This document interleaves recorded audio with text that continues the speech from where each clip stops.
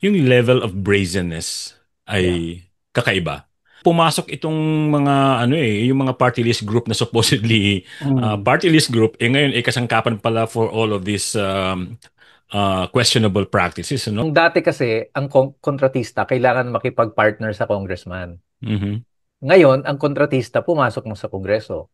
And sad to say, the party list system was the means for many contractors to get in. Kasi sa distrito mahirap hawak na ng Mhm. dynasty yan eh. Yeah, At yeah. mahirap kalabanin ng dynasty. Pero yung party list, open yan eh.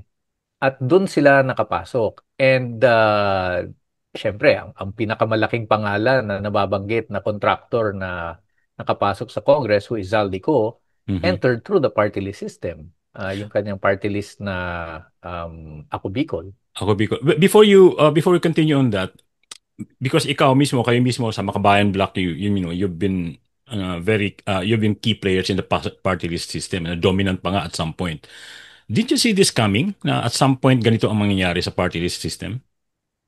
We saw it coming nung naglabas ng decision ang Supreme Court a few years back. I don't know if it was Banat or kung anong case yon, na nag-rule ang Supreme Court na the party list is not limited to sectoral representatives or representatives of the marginalized and underrepresented sectors. At nang sinabi nila na kahit na anong group pwedeng i-represent ng party list, nakita na namin yon na wala na. Matter of time, mawawala ang genuine representation ng marginalized sectors dito. Magdo-dominate are the political dynasties and the big business interests, lalo na yung mga contractors and government, yung nakiki-transaction sa gobyerno. And that is exactly what happened. At Pero yun, didn't you talagang ano? mahirap yun. Kasi Yeah.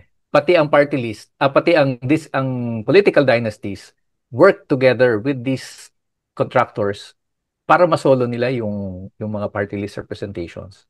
Can something still be done to save the party list from, well, pretty much right now from itself? Unfortunately, dalawang paraan lang yan eh. Either you amend the party list law or you reverse the Supreme Court decision, and that follows yung COMELEC, no? Mhm. As far as legislation is concerned, ang number one na makakabangga mo dyan, yung party list block mismo eh. Of course. Because it is now dominated by the political dynasties and the contractors. At lalabanan nila na ibalik yung dating diwa ng party list na para sa marginalized, underrepresented sectors. So, doon pa lang, I think parang anti-dynasty law yan. Yeah. Ganyan kahirap ipasa. Oh. Baka sa Senate, may pag-asa, but if it passes through the Senate, it has still to go through the House. So, unless there is really a very strong public opinion and clamor to amend the party list law, mahirap yan. Yeah, yeah. Well, Sabi go. ng ibang lawyers, baka sa Supreme Court pa, baka may Mm, opening to reverse. But um, again, yeah. parang impeachment yan, ano? You're not you're not holding your breath. Medyo mabigat din. So, we're stuck at this point.